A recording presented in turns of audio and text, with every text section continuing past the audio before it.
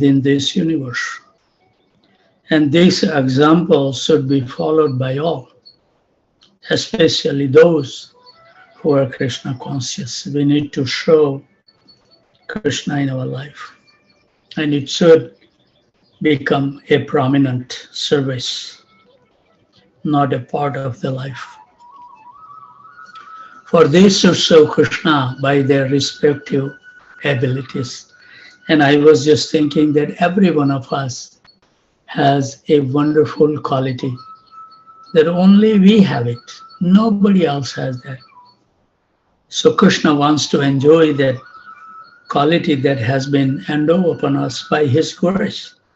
So we would like to purify our consciousness so we will be able to understand what is specific quality that I have, that Krishna has endowed within me, that I can utilize to give the pleasure to Krishna.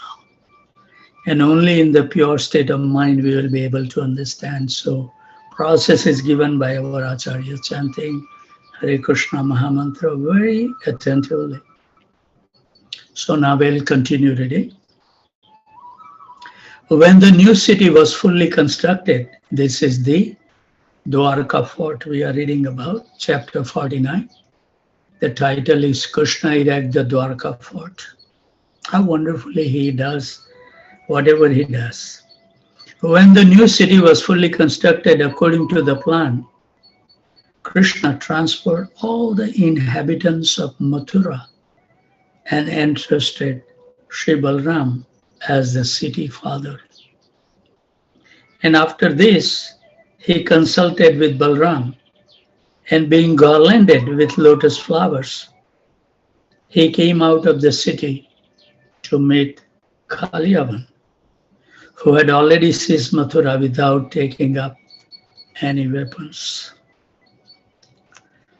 So when Krishna came out of the city, Kalyavan, who had never seen Krishna before, Jarasandha saw 17 times, right? We read that, whatever number of times. But this is the first time he is coming in front of Krishna. So saw him to be extraordinarily beautiful. Even the demon can understand the beauty of Krishna, what to speak of the devotees. Dressed in yellow garments, passing through his assembly of soldiers, Krishna appeared like the moon in the sky, passing through the assembled clouds. Kalyavan was fortunate enough to see the lines of Srivasta on the chest. That's the specific symbol that differentiates between him and another Vishnu Tattva.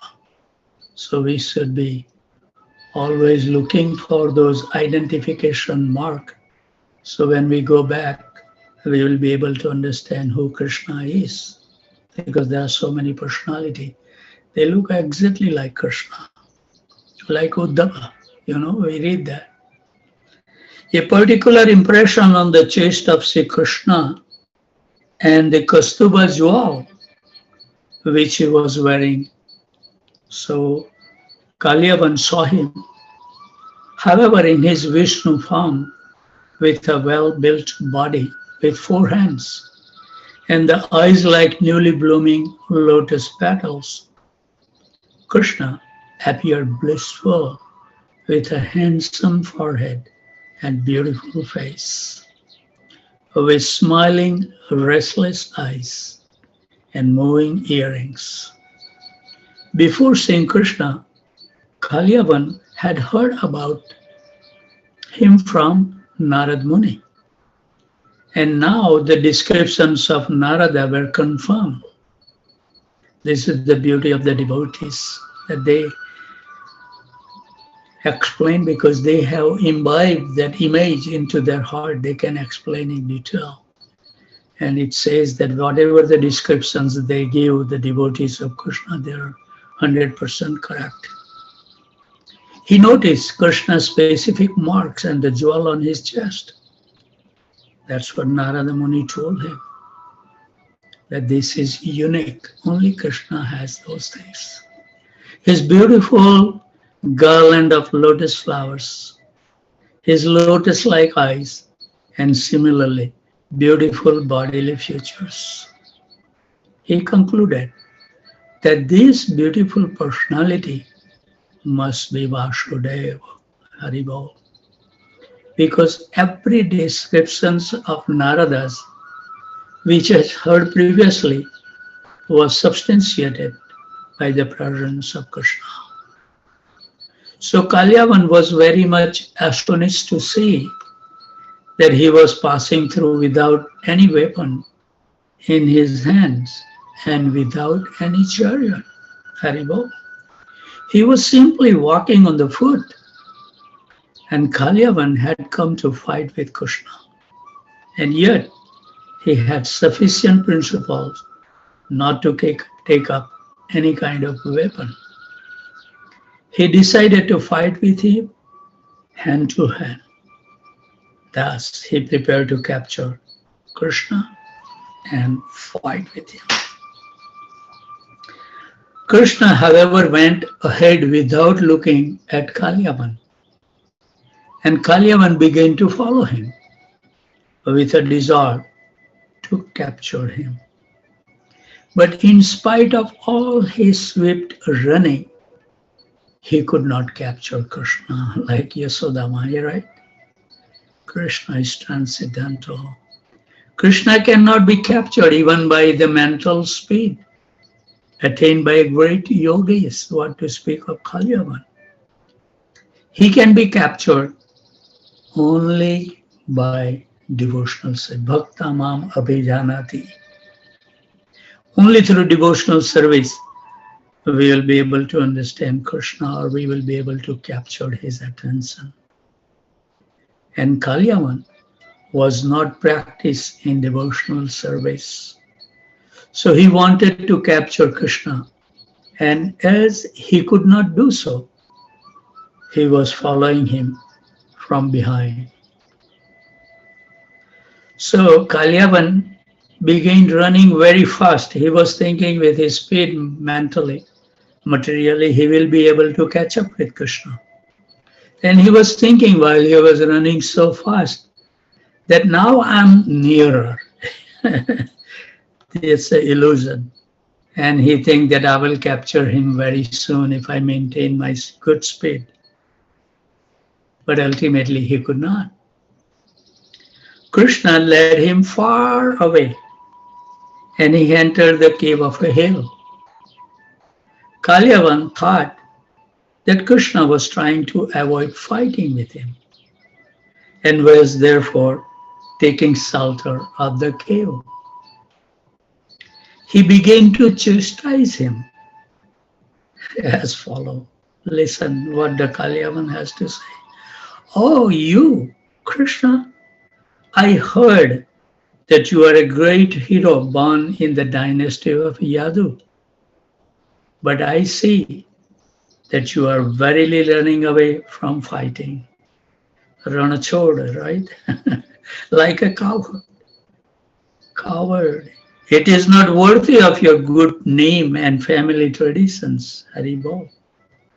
So Kalyavan was following, running very fast, but still he could not catch Krishna because he was not freed from all contaminations of sinful life. So if he wants to capture Krishna, this is what Kalyavan is teaching us. We have to become free from all material attachments. Like Bahula, she was ready to give her life. Are we ready to give our life for the love of Krishna? That taste will come. Then if you pass the test, Krishna give him a wonderful place, like make him Bahula a wife. So if you want to get your relationship established with Krishna, make sure that you are ready to give up all kind of contaminations, attachments, deep-rooted attachment. That's why, Parikshit Maharaj is saying, Sukdev Goswami was saying, how Parikshit Maharaj has so much wealth, undisputed kingdom, full of treasury with money, so many elephant, horses, everything. And how Parikshit Maharaj was able to give up all this deep-rooted attachment. Not only this attachment, but Sukadeva Goswami says that he gave up in such a way that those attachments will never arise in his heart. We should learn from Parikshit Maharaj. Those personality appear just to give us the hint what is required to capture Krishna's attention. And we should be so grateful to those personality to show us the way. So according to the Vedic culture, anyone who does not live following the regulative principle of life observed by the higher caste like the Brahmana, Kshatriya, Vaishya, and even the laborer class is called Mlesha. The Vedic social situation is so planned that persons who are accepted as Sudras, even Sudras can gradually be elevated to the position of a Brahmana by the cultural advancement known as sanskar or the purificatory process. The version of the Vedic scripture is that no one become a Brahmana or Mlesha simply by birth. This is a really big misconception in India. You know, so many disciplic succession, it goes through the, birth lineage in India. But this is not recommended by Krishna. It should be through our activities, not by birth. And that's why when Prabhupada, accepted all these Western devotees, all these saintly person in India was actually criticizing Prabhupada that how come he can give this initiation, make them Brahmana, even award them sannyas, these people who are mlechas, but they didn't understand the import of this Vedic knowledge. So by birth, everyone is accepted as Shudra, and one has to elevate himself by the purificatory process to the stage of Brahminical life. In Kali Yuga, it says that everyone born as Shudra. So don't think that we have taken birth as a Brahmana or Kshatriya or even Vaishya. If someone cannot take up the process of their purificatory process, then he degrades himself further and further down spiral. It just goes down and down. And as Tamal Krishna Maharaj says that, rehabilitation of our mind is done in such a way that we will never even comprehend that how much fallen we are becoming. We have seen in ISKCON that so many devotees has fallen down. And when they lose their platform of the devotional service, in reality, if you ask them, they feel they made a wonderful decision. They said this is useless because Krishna helped them, because that's what their desire is, to get convinced that this process is not good. So many devotees, I was listening the class of Tamal Krishna Maharaj, and he said after Prabhupada left, in 4 or 5 years, 70% of the devotees left the movement. That's what many. So be careful. Be aware of the influence of Mahadevi. Don't think that we have taken initiation. Sachinandan Maharaj always give that example.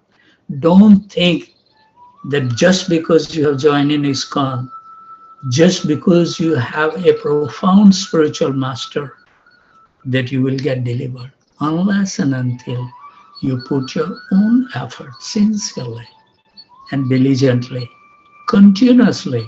Constant practice is required. Not once in a while we wake up early. It has to become a regulative life. That's what it means by disciple. Disciple means discipline in our life. Unless we become disciplined, it's difficult to maintain our devotional practice. So he was contaminated by sinful activities, this is, and could not approach Krishna, Kalyavan. The principle from which higher class men are restricted, namely illicit sex indulgence, meat eating, gambling, and intoxication, are part and parcel of the life of the Mlechas and Yamanas. So we need to live a totally different life than the materialistic people are living. And once in a while we should observe the similarity between their lifestyle and our lifestyle. And it should hint us that actually we are not making that much progress. We are doing the same thing as the material person does, with little once a week service, little chanting here and there, but not dedicated our life. So as long as we will remain bound by such sinful activity, one cannot make any advancement in God realization. Haribol.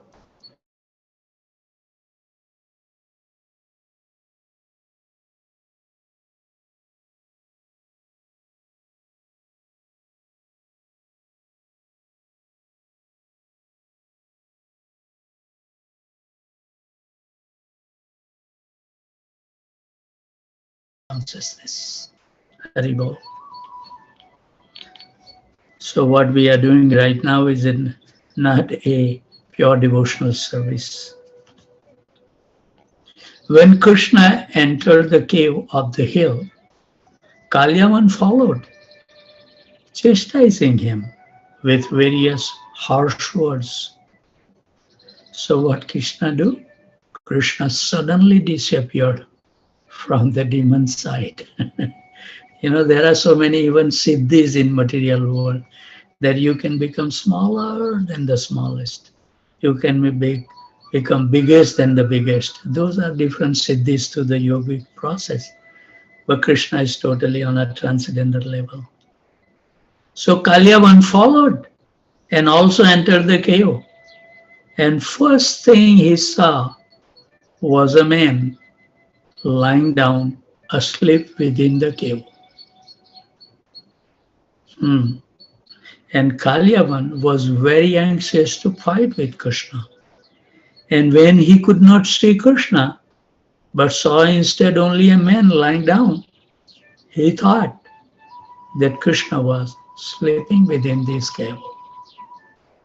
So Kalyavan was very puffed up and proud of his strength, as we are in some way. Whatever the little quality that Krishna has given us, we become puffed up, proud of this thing, but we don't understand it's just the mercy of Krishna and Guru. Otherwise, we will float like a bamboo in the ocean of this material existence. So, the Kalyavan, in that puffed up position, he thought that Krishna was avoiding because he thinks that I'm so great. This is the mentality of the demoniac people. Therefore, he very strongly kicked the sleeping man, thinking him to be Krishna. So the sleeping man had been lying down for a very long time. And when he was awakened by the kicking of Kalyavan, he immediately opened his eyes and began to look around in all directions. At last, he began to see Kalyavan, who was standing nearby. This man was ultimately awakened and therefore very angry. When you wake somebody else when they are in deep sleep. And when he looked upon Kalyavan in his angry mood, Rays of fire emanated from his eyes, and Kalyaman burned into the ashes within a single moment. Thus end the Bhaktivedanta purport of the 49th chapter of Krishna. Krishna erect the Dwarka fort. It's a wonderful time to end. Sorry, it took 2 minutes more. The devotees has to live. So with those thoughts, at least Krishna has given us his movement. He has given us the spiritual master. He has given us the scripture as a favorable winds. After all this wonderful arrangement, if we cannot cross over this nations of material existence, Srimad Bhagavatam says that we are doing nothing but killing our soul. And we don't want to do that. So with those thoughts, always remain happy, jubilant, and totally fearless. And whoever you come across, give them a kind word that their life can also become successful. With those thoughts, I would like to offer my humble obeisances at the desk of these wonderful Vaishnavas and Vaishnavis who take so much austerity to join every morning.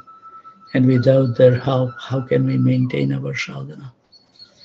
So I would like to offer my humble obeisances at the desk of these wonderful Vaishnavas and Vaishnavis who join from Houston, Fresno, Connecticut, New Hampshire, Aurora, Illinois, New York, New Jersey, Virginia, Boston, Boise, Atlanta, Phoenix, Tempe, Austin, College Station, San Jose, Portland, Dallas, Detroit, Chicago, Naperville, Philadelphia, Charlotte, Baltimore, Baton Rouge, Alachua, Orlando, Jacksonville, St. Louis, San Diego, Loganville, Georgia, Maine, Ottawa, New Orleans, Laguna Beach, Vancouver, Toronto, Kolkata, and New Delhi. Vanchikalpatarubhasya kripa sindhu bhaivacha patitanam pavanebhyo vaishnavebhyo namo namaha. So thank you very much. And if Krishna so desire, we will see you tomorrow at 1:45 a.m. Central Standard Time. And if not, then you can join at your convenient time. So with those thoughts, whoever wants to hang around for an extra hour, we will chant, and at 7:40, we will open up the quorum. The different devotees can lead